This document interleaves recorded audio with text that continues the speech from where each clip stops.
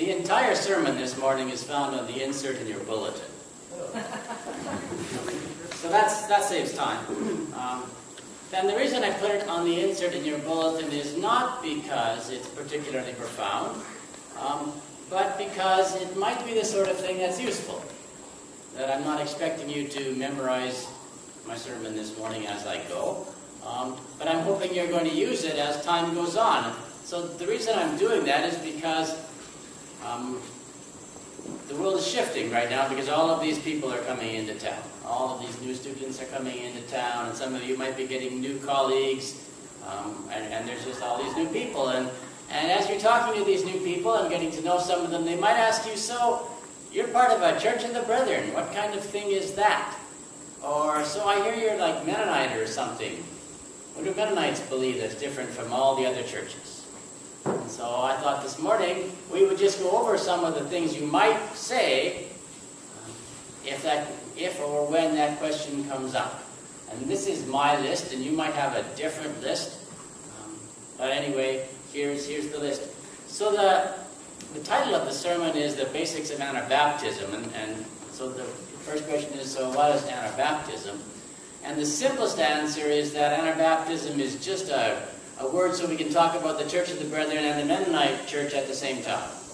Okay, there's sort of historical roots to here. Don't ask me any historical questions because I don't know the answer to any of them. But insofar as this congregation is part of both the Church of the Brethren and the Mennonite Church, if we want to talk about both groups at the same time, the word Anabaptist works. Okay, so that's the short explanation. So yeah, that's the purpose of the sermon.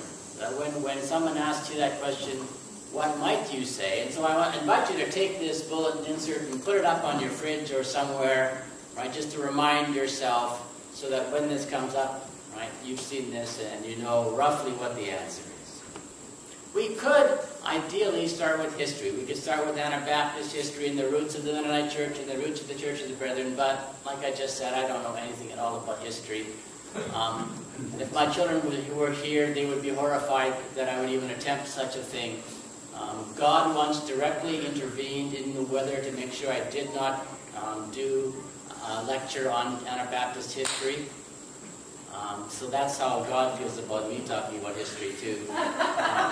So I'm just gonna avoid that and say, look, there's lots and lots of books, and the internet is full of information that may actually be factual. So you might as well go there.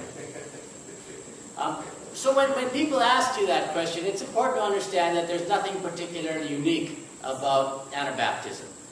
That is, we're not, right? Because if we emphasize our uniqueness, then we start to become that strange little cult off to the side. Right? Cults are unique. Cults are the ones that say, we have all of the truth and the rest of you guys are all going straight to hell. Right? And that's not what we're trying to say this morning, but right, there's a reason that it says Church of the Brethren on the sign and not Lutheran or Presbyterian or Buddhist. There's something that separates, that there's some reason we are this. And it's not because we are that unique, but there are things that we think about differently. So it's more that we put our emphasis in specific things. And one of the things that really, in many ways, separates out, right? Because the question often comes, when I hear this question, it's often, well, what do Mennonites, or what do Church of the Brethren believe that is different than other churches? And that one is almost impossible to answer. Because generally, now most of my experience is in the Mennonite church, right? But if you ask 5 Mennonites what they believe, you'll get 6 different answers. And so what do Mennonites believe? Just about anything you can possibly imagine. Right? There are many Mennonites in the world who would fit just fine in the Southern Baptists. And there are many Mennonites in the world who could walk into a Catholic church and feel totally comfortable. And there are Mennonites in the world who can walk into a Buddhist gathering and they're just fine being among the Buddhists. And so what do Mennonites believe? Just about everything. And so what really separates the Anabaptists is not a set of beliefs, but a set of commitments. And I try not to use the word practice, because that suggests we got a bunch of rules. so here's the rules. And it's not that. Sometimes it is, right? So there are, right? Sometimes it looks a bit odd from the outside, right? So there are Mennonites who have tractors, but they don't have rubber tires in their tractors. They have to have steel wheels on their tractors, right? Or they have, or they don't have tractors because tractors aren't allowed, right? Or they have tractors with rubber tires, but they can't have a cab on their tractor because that's too worldly, right? Or there are, or there are Mennonites who do have cars and those who don't have cars, and some do have cars, but they can't have chrome on their cars. They have to paint all the chrome on their cars black, right? So this all depends on what the bishop says. Well, obviously, if you look in the parking lot here, we're none of those Mennonites, right? And yet we claim to be somehow connected to them, whether or not they would claim to be somehow connected to us. So again, it's commitments, but not rules. And again, we could debate these things all week, but I don't want to. So here are the 5 commitments that I'm suggesting for what separates an Anabaptist Christian from the many other kinds of Christians there are in the world. Our first commitment is to follow Jesus. And there's a reason that one's first, because it's first. That everything else flows out of that. We are followers of Jesus. And again, right, you ask the average Catholic or Lutheran or Presbyterian whether they follow Jesus, and they say, well, of course. Right? So it's not like this is unique, but for us this is number one, and if another person says, of course, you go, hallelujah. I realize you don't go hallelujah. But, insofar as you might theoretically go hallelujah, that would be the place to do it. I don't know, could we practice? Let's go. Okay, we can. Okay, good. I'm glad to hear that. Okay. So right, because many other Christians will go, well, I believe in Jesus. Right? And you go, yes, do you follow him? And they might think that's a strange idea, because there are lots of churches where people just believe in Jesus, and this whole following thing, it sounds a bit weird. Right? We think of ourselves as disciples and not believers, and believers. Right? So the two go together. And right, so I say they're not a flat Bible. Right? So one of the things that often separates Anabaptists from other forms of Christians is that we don't think the whole Bible is equally the revelation of God. Right? Because if you get into this idea that the Bible is equally the revelation of God, then you have to start to believe that all parts of the Bible agree with all other parts of the Bible. And it doesn't. Right? And so you have to turn yourself in all sorts of logical knots to believe that. And for Anabaptists, we go, let's just leave those knots be knots. And let's just try to follow Jesus. And so we're going to get on to peacemaking in number 2. Someone will go, what about Joshua?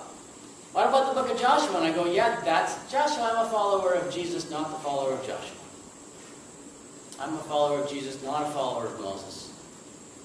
Right? And so insofar as those things don't appear to match, yeah, they don't appear to match. I'm going to follow Jesus. So I don't think that the book of Joshua, and now I love the book of Joshua, and I don't think the book of Joshua is anywhere near as simple as most people think it is, and contains a huge amount of self-critique inside of it. The book of Joshua contradicts the book of Joshua over and over and over again. But insofar as you try to get into that tangle, you can also just stay out of it and say, I'm just going to follow Jesus because that's already complicated enough. Thank you very much. So that's right. And this is a major thing.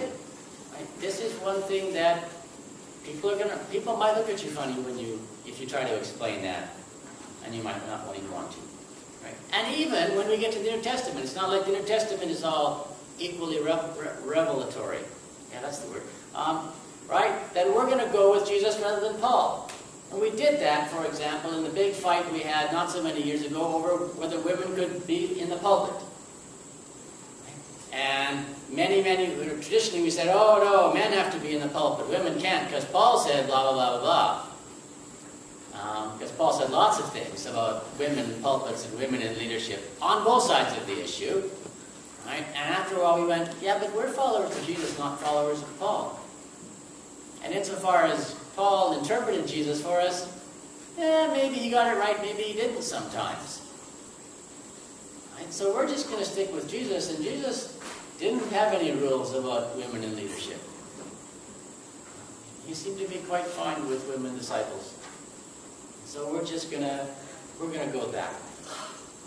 Which again is not to say we're going to toss Paul out of the New Testament, although there are lots and lots of analytes who gladly do that. Right? I'm not going to yet. I even used Romans this morning. And once you get to know me, you're going to know how rare it is for me to use Romans. I'm going to use Romans at least once a year. Well, maybe not even once a year. We'll see how it goes. Right? But, right, we're just going to go back to Jesus as often as we can. And we think that this decision to follow Jesus is an adult decision, which is why we have adult baptism. Right? That baptism doesn't do anything, but it publicly proclaims me. I'm a follower of Jesus. And I'm going to make this decision. Right? And again, it's not really that much different than confirmation in many other traditions. But we do.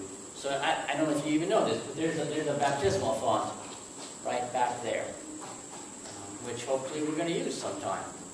Although, honestly, if we use the lake, I'm just as fine with that. So, that was number one, following Jesus. Number two is the big one. Right? We are, and again, I wasn't sure what to call this. Peacemaking, non-violence reconciliation. We argue about what's the best term to use there. Because they're all problematic. Peacemaking. We are peacemakers. But, right, someone in the military argue, well, that's what we do too. That's why we spend these trillions of dollars all the time for more bombs and more bombs and more bombs, because that's the way you make peace.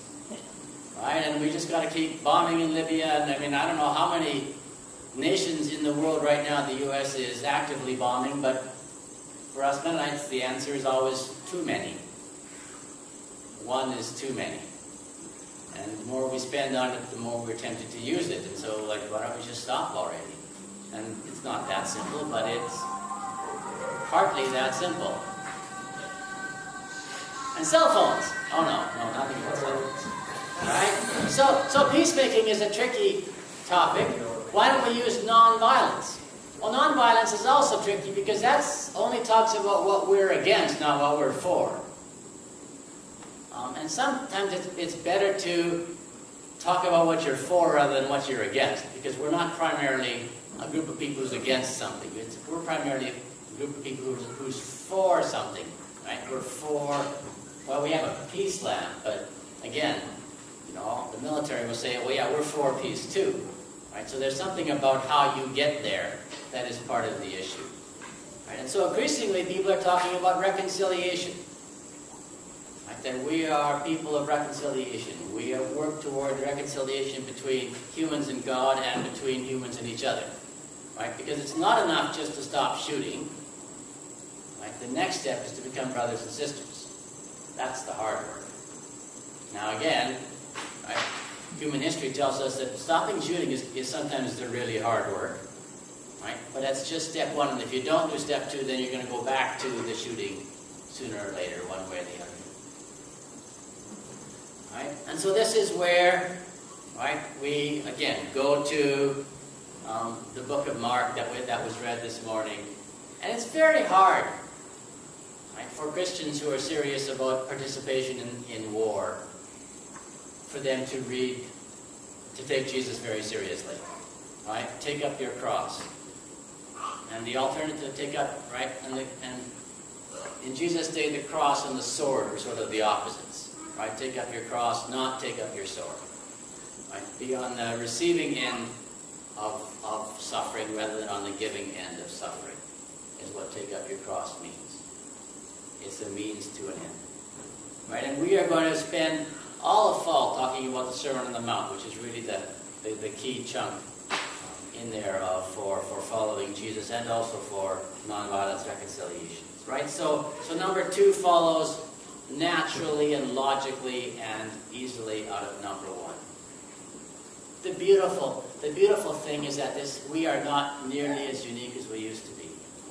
I've been at this for a while now. I've been teaching for 20 years. And when I started teaching 20 years ago, teaching in New Testament, and I would bring this idea into my classroom that Jesus taught nonviolence. In a class of 30 people, maybe like 3 people would be on board, and the rest of them would look at me like I just lost my mind. Right? And one of the really weird things 20 years ago is that if you ask people who didn't go to church what Jesus was about, they'd say peace. And if you ask people who did go to church, they'd say something else. Right? And that was true in my classrooms. And it was sort of like, well, there's a couple of people who had got this nonviolence thing, and everyone else thought I was nuts. Right? And they thought Jesus was a bit nuts too, or they had all sorts of reasons why they weren't going to take Jesus seriously on this one. But as time went on, and especially, right, given this ongoing reality of totally unsuccessful wars that we've been fighting now for more years than we want to even think about, and there's just no sense at all of it stopping, and no sense at all, and increasingly so much. I'd have 5 or 6 or 7 veterans in my classroom, and they all knew what a total waste of time this whole thing is. They'd all been there, done that, they'd seen it, right? They've got to Iraq, and they had no idea what they were doing there. Right? And so you have a whole bunch of people who are absolutely dedicated to doing, they don't even know what the answer to that question is. They don't even know what they're there for. And so you show them the peace teachings of Jesus, and they go, yeah, that's because this isn't working. And so at the end of my 20 years of teaching, I would have a group of 30 students, and suddenly the 3 were the ones who were for war. And the other 27 would go, well, yeah, we know this already. Our church teaches the same thing. And I'd go, hallelujah. Right? And so the Lutherans are going, yeah, we don't really believe in this war stuff. And the Presbyterians are going, yeah, we need to hear more about this. I'm thinking, really? They go, oh, yeah, my pastor says this all the time. The Catholics are going strongly anti-war. And so, 20 years ago, if you picked up a book on Christian peacemaking, you'd be reading either a Mennonite or a Church of the Brethren or a Quaker or some radical Catholic. Right? And now, if you pick up a book on Christian peacemaking, you're going to be reading Lutherans and Presbyterians and Anglicans and every, Southern Baptists. Right? Many, many, many, many Southern Baptists absolutely committed to nonviolence. Right? Not the majority yet, but they're working on it. They're actively working on it. Right? So this doesn't separate us as much as it used to. Right? You can say this now without having to duck afterwards. Right? It's a beautiful thing. Number 3, simplicity. Simplicity is tough. I have a younger sister who, after she got married, built a house with her husband out in the woods. They live off the grid. They didn't have running water, and they didn't have electricity, and they didn't have so many, telephone. I went to visit her, and wow, there was nothing simple about that at all. It was really, really, really complicated. Right? And they had to constantly make this decision about, well, we're going to do simplicity this far, but well, we still need a car. Do we drive an old beater, or do we drive a nice car? Right, and do we have this, and then do we get a solar panel, or do we get, oh man, it's just a nightmare how unsimple simplicity is. Right, so simplicity is not really a good term, but it's the one, right, in some ways the one we're stuck with. Right, and when we saw this in the Psalms, right, the Psalm that was read, it wasn't so much about simplicity, it was about, well, wow, this whole wealth thing, because, so it's so easy to say, well, this happened to me that was good. This is a blessing from God. Right? And, I got a new house. This is a blessing from God. Sure it is. But how do you talk to the people without homes then? Does that mean that God doesn't like them as much?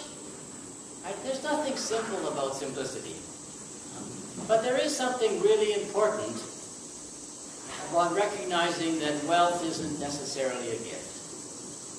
That wealth is often much more temptation. That wealth is often much more a curse. My dad used to say, if you want to really destroy a church, give it a bunch of money. Watch them fight over it. It doesn't always happen, but it happens far too often. Right? So not glorifying wealth and possessions. Some people have more, some people have less. Such is the way it goes. Right? The wealthy are not happier, the wealthy are not better, the wealthy are not better. Just some people have more and some people have less, and hopefully we do enough sharing that the gap isn't any bigger than it needs to be. Right? It means that pride is a major sin. Right? In the churches I grew up in, that was the one thing you didn't do. You didn't do anything to set yourself above. All right? So I refuse to be called Pastor Wes here because I'm not above you, right? Any more than, you have Pastor Wes and unemployed Deb. That wouldn't sound good, right? So let's just stick with Wes and Deb and we'll be fine. Right? And so we don't use a lot of titles. We are brothers and sisters together. And that is enough for us. Right? One of the great contributions that the Mennonites have made to this world is actually a cookbook called the More with Less Cookbook.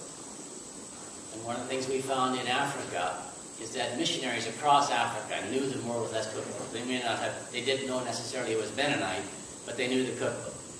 Right? And every student, right, if I was going to set up a booth at the welcome things going on at WVU, and I was to put out something that would symbolize my church, that's what I would put out, the More with Less Cookbook.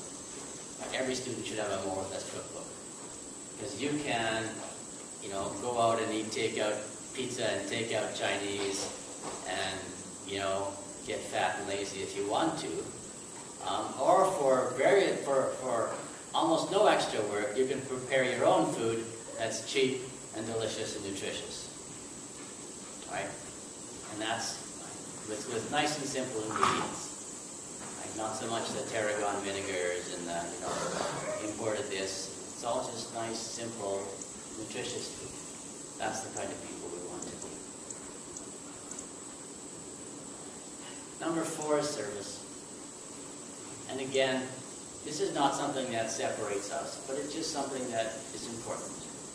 And it's amazing the number of major service organizations around the world that were started out by Anabaptists. Right? CROP, Heifer Project, MCC, we could go on. Right? Generally, if you mention the word Mennonite, the one thing people are going to know is Mennonite Central Committee. Because it goes all over the world and all over everywhere. Right? Or the people now in southern West Virginia are going to know about Mennonite Disaster Service and Brethren Disaster Service because we weren't the first ones there, but we were close and we're probably going to be the last ones there. And we're going to hang out there until it's done. I mean, it's never done, but at least a lot more done than it is now. Things that are worth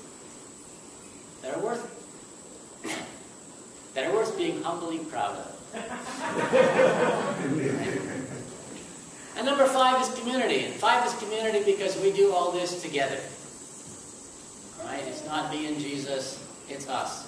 We worship together, we sing together. I know singing should be on this list, but it's not. And this is a contrast. This is a real one. Right? In the evangelical world today, right, the most important thing is a personal relationship with Jesus Christ. And this is sort of the new big phrase among evangelicals. When I was growing up, it was born again. You had to be born again. And now they've gone to this new big phrase, a personal relationship with Jesus Christ, which isn't a bad phrase. But it's an odd phrase to have as the center of your faith because it's not even in the Bible. Why would you choose a non-biblical phrase for the center of your faith? And it's not a phrase that any author in the New Testament would even understand.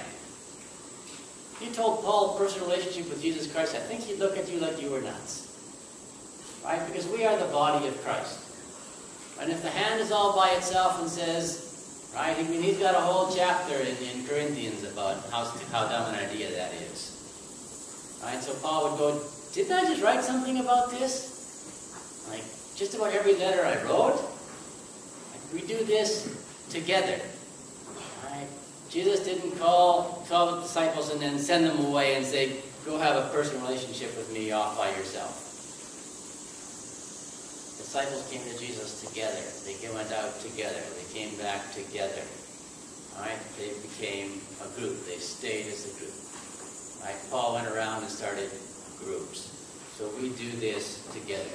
Which means that we are responsible to and for one another. And that's hard. Right? And you know, so I'm old, right? And I'm trying to figure out the younger generation, my kids' generation, and the even younger generation. And it feels like they really, really want community, but they don't want to be responsible to and for one another. And the truth is, you can't have community unless you're responsible to and for one another. Right? That you're supposed to care what I think, and I'm supposed to care what you think.